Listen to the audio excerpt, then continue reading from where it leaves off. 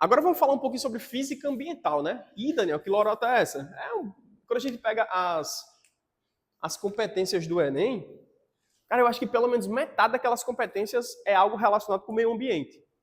Claro que biologia leva boa parte disso, aí uma fatiazinha pequena quem responde a química, né, com a parte de química ambiental, e física fica meio que não precisa dar essa aula porque os caras já deram tanto, né, que a gente às vezes deixa passar, mas pô, a gente tem que ter ferramenta, né? Ferramenta suficiente para conseguir resolver aquelas questões por caminhos diferentes. Vamos ver aqui a questão número 3, ó. Cara, inclusive isso aqui me lembra uma entrevista que aconteceu no Jô há muito tempo atrás mesmo, eu era criança ainda. Quando chegou um cara lá que estava defendendo algo, ele era meio que negacionista na problemática ambiental. Mas ele fez um experimento que foi tão foda para quando eu era criança ali, que para mim, pô, chamou muito a minha atenção na época. O que é que ele fez? Ele estava explicando que o derretimento das geleiras não estava relacionado com o aumento do nível do mar. E o experimento que ele fez, cara, me chamou muita atenção mesmo. Até hoje eu lembro, né? Sei lá, eu tinha 8, 7 anos na época. E como é que foi? Ele pegou um copo, completou de gelo até a borda e foi colocando Coca-Cola. Até que completamente o sistema tivesse preenchido. Então ele encheu tudo de Coca-Cola. Ficou quase transbordando. Aí ele, vamos lá, vamos explicar. Se a gente derreter esse gelo aqui, será que vai transbordar ou não? Pô, ficou uma expectativa na hora do programa. E o programa foi rolando e o gelo lá. Todo mundo olhando pro copo de gelo. Derreteu 100% e não transbordou. E aí? Exatamente. Vamos lembrar de algumas coisas que acho que não precisa nem eu desenhar aqui. Quando a gente fala sobre a molécula de água, né? Ela é uma molécula, antes de tudo, cheia de loucura, né? Toda anômala. Ela não é uma molécula que, em condições específicas, contrai. Quando a gente está diminuindo a temperatura, vai dilatar.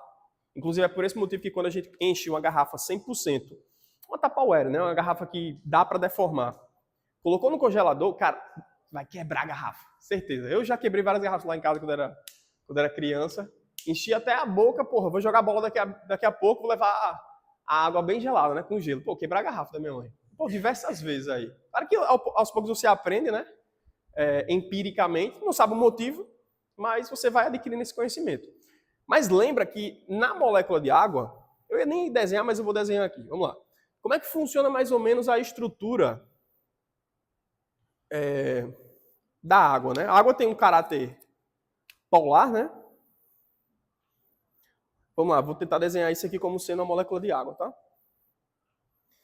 Agora eu vou precisar de vocês de algumas coisas. Qual é a relação que existe, a interação que existe entre esses átomos, hein? Interação intermolecular. Isso. Ligações de hidrogênio. Eu acho que tem até um nome mais moderno hoje, interação de hidrogênio, sei lá, né? Pontes de hidrogênio o pessoal usa, né? Aí quando eu tenho aqui H ligado a fluo, oxigênio e nitrogênio, eu tenho as pontes de hidrogênio, né? Lembra que isso aqui vai ser gigantesco. Vamos lá. Isso aqui no meio é o quê? Espaço vazio. Certo? Então imagina que eu tenho aqui água congelada, sei lá, menos 10 graus Celsius. A estrutura dela vai estar assim. Mas com muito espaço vazio. Aí a gente entra com a física, né? Então a densidade disso aqui é alta ou baixa? Se eu tenho muito espaço vazio, densidade que é baixa. Show de bola. Aí eu vou aquecer essa brincadeira. As molequinhas vão ficar tudo agitadas. Lembra que temperatura é o grau de agitação média das moléculas, né? Se eu aumento a temperatura, eu aumento a energia cinética dessas interações. Só que a gente aumenta tanto, a ponto de doar um calor que a gente chama calor latente de fusão, que a gente rompe as interações intermoleculares, tá? E se romper a interação intermolecular, o que acontece? Muda o estado físico. Daniel, mudou o estado físico. E agora? Cadê espaço vazio? A gente tem uma concentração de moléculas lá embaixo. Então, no aquecimento da água, que o esperado seria ele se dilatar, ele se contrai. Esse é o comportamento anômalo da água. Vocês lembram disso, né? Aí vamos lá, como é que a gente explica aqui a parada dos icebergs, né? Como é que o carinha lá do Jô conseguiu colocar gelo, tipo com a Coca-Cola, e quando aquilo foi derretendo, aquele líquido não transbordou. A gente explica justamente por isso, né? Vamos lá. Imagina que eu tenho aqui um cubo de gelo, que ele fica com um espacinho lá fora. Eu vou chamar esse espacinho lá de fora de, sei lá, velinha. E esse espacinho aqui de dentro de V. Certo? Entendeu o que aconteceu? Vai derreter o gelo, só que o nível da água não vai subir. Por quê? Porque acontece uma contração ou uma dilatação na água. Lembra que o aquecimento promove a agitação das moléculas, agita tanto que elas se rompem, e ao invés de ter um espaço vaziozão, elas vão ficar, ó. Concorda? Então a densidade vai aumentar. Então, se eu estava ocupando inicialmente um volume muito maior, eu passo a ocupar volumes menores. E, coincidentemente, esse volume equivale ao volume que estava aqui, que é o volume de V. É por esse motivo, tá? Beleza? Então, a gente tem a dilatação anormal da água, e isso justifica você conseguir ocupar o espaço que antes estava ocupado ali. Vamos lá, falando agora um pouco de geografia, né? Aí vocês vão lembrar duas regiões aqui da Terra. Onde é que está o Ártico? É em cima ou embaixo? Hã? Ártico, em cima, né? Ártico.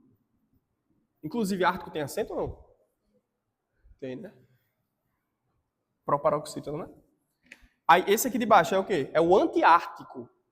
Ártico e antiártico, que a gente chama de Antártica, Antártica. É o antiártico. Antárti. Aí eu não sei escrever não, é com D, né? Antártica, é porque eu confundo com a Guaraná Antártica, né? Beleza, Antártica. Daniel, o que é continente e o que é calota polar? O que é continente e o que é iceberg? O Ártico, ele não é continente, tá? Ele é um imenso o quê? Um imenso iceberg. Certo? Ártico, norte, é iceberg. E Antártica, o antiártico, é continente, é manto mesmo, sabe? Que é continente. Se o gelo do Ártico derreter com o aumento da temperatura média do planeta, provocado pelo aquecimento global, pela intensificação do efeito estufa, esse cara que já estava na água, ele vai aumentar ou não o nível do mar? Eita. O que será que o professor de geografia falaria agora, hein? Daniel, eu não sou negacionista, tá? Não sou negacionista, isso é física. E o aquecimento global existe, tá? Antes de tudo. Cara, derreteu, não aumenta o nível do mar, certo? Porque ali, ó, é água que já estava no volume oceânico, beleza? Agora, se eu derreter o gelo da Antártica, aí a parada fica séria, viu? Porque é um gelo, cara, que está em cima da Terra.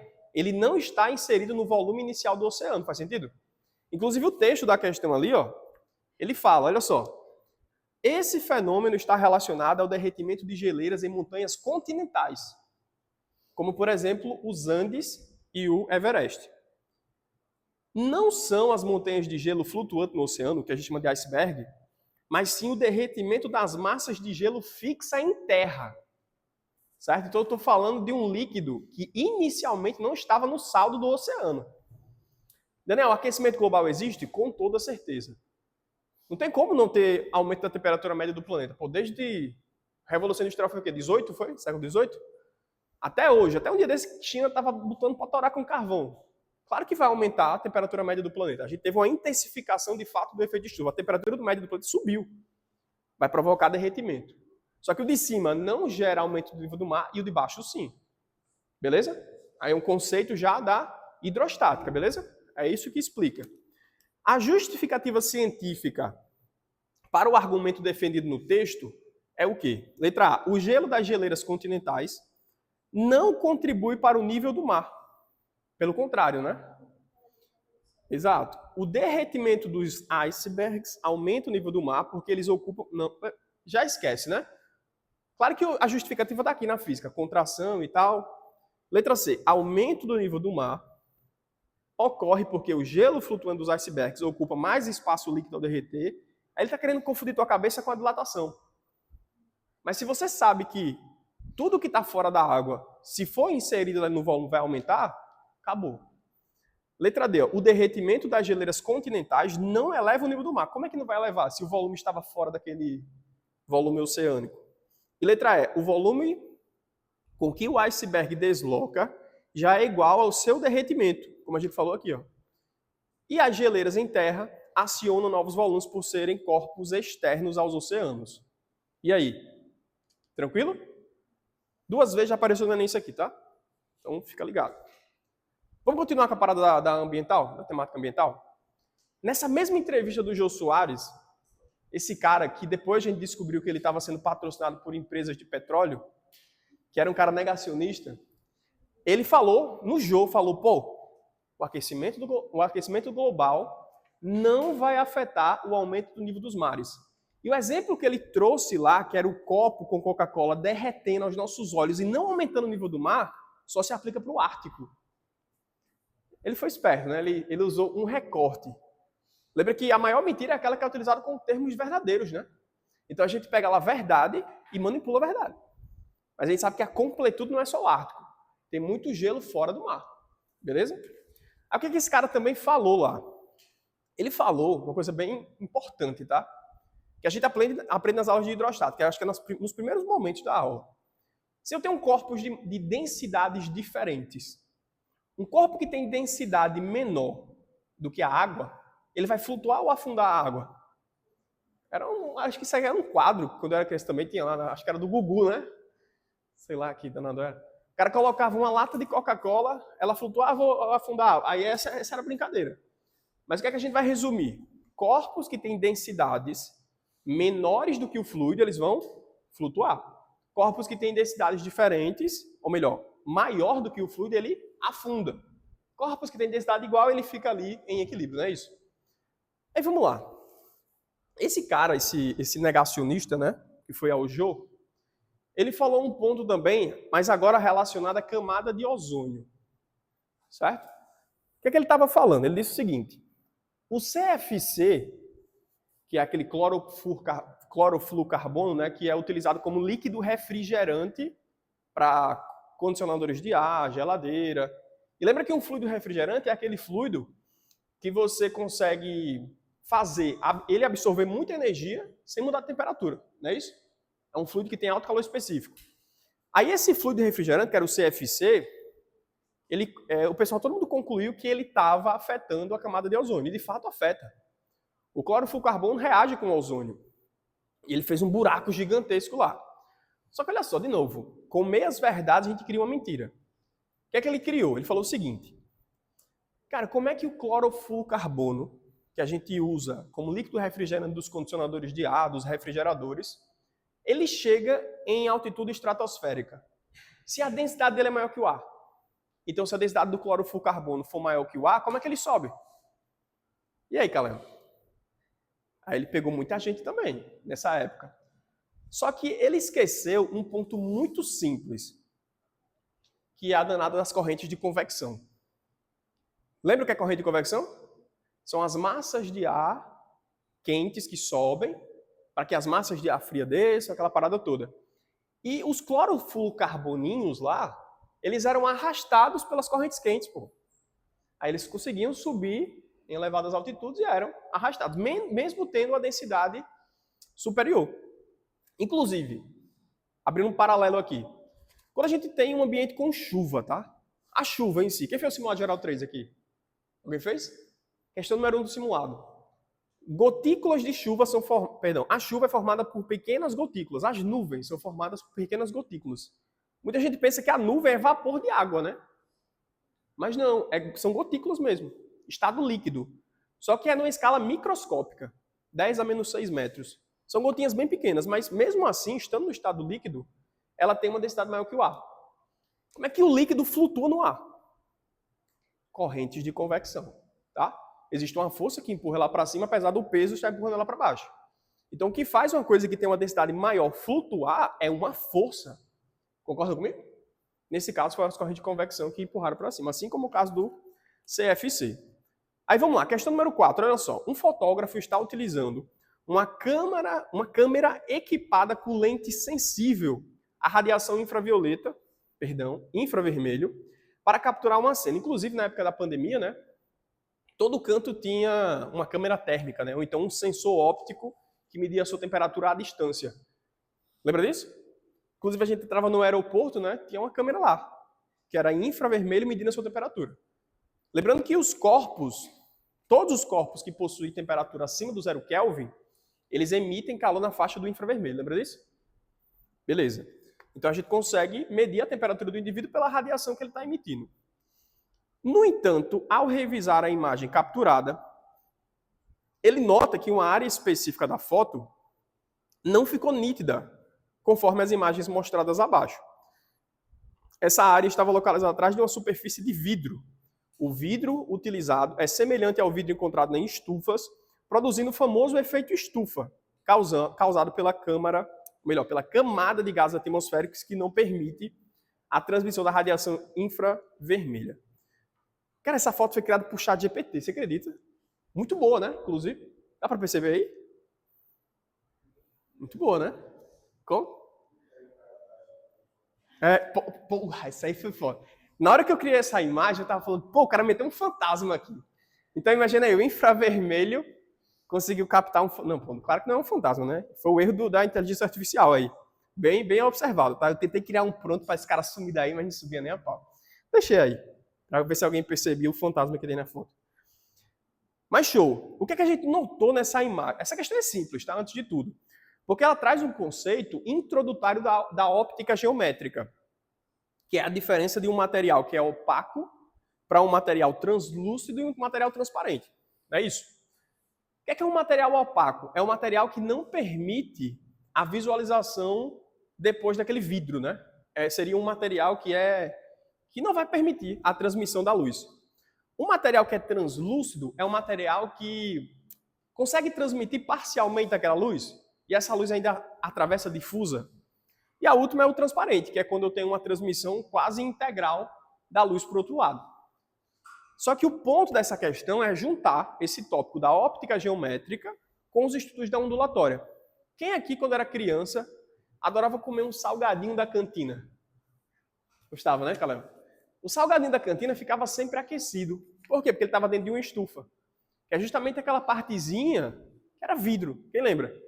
Ali é uma estufa. E lembra que o calor, especialmente a faixa específica do calor por onda eletromagnética, que se chama irradiação térmica, ela não consegue atravessar o vidro. O vidro tem uma propriedade específica que ele é opaco à radiação infravermelho. Certo? Aí você me quebrou, né? Como é que eu vou saber?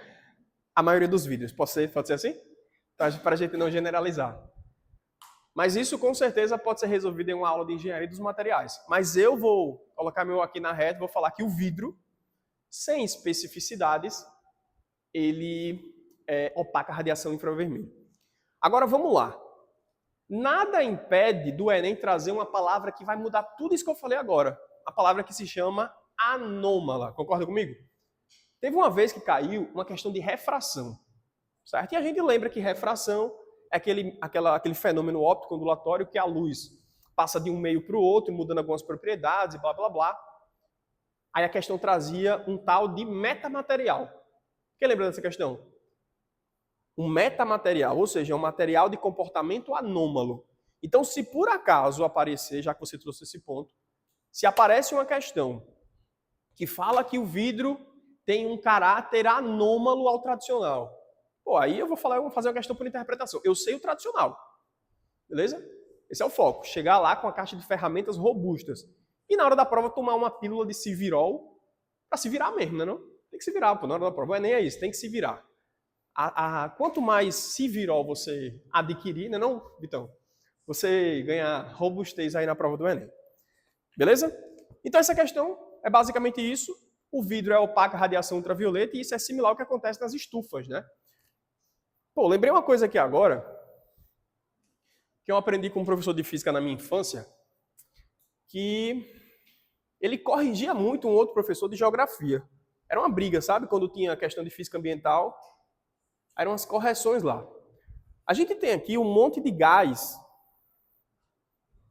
certo? Que vai produzir a atmosfera, certo? Um monte de molequinha de gás.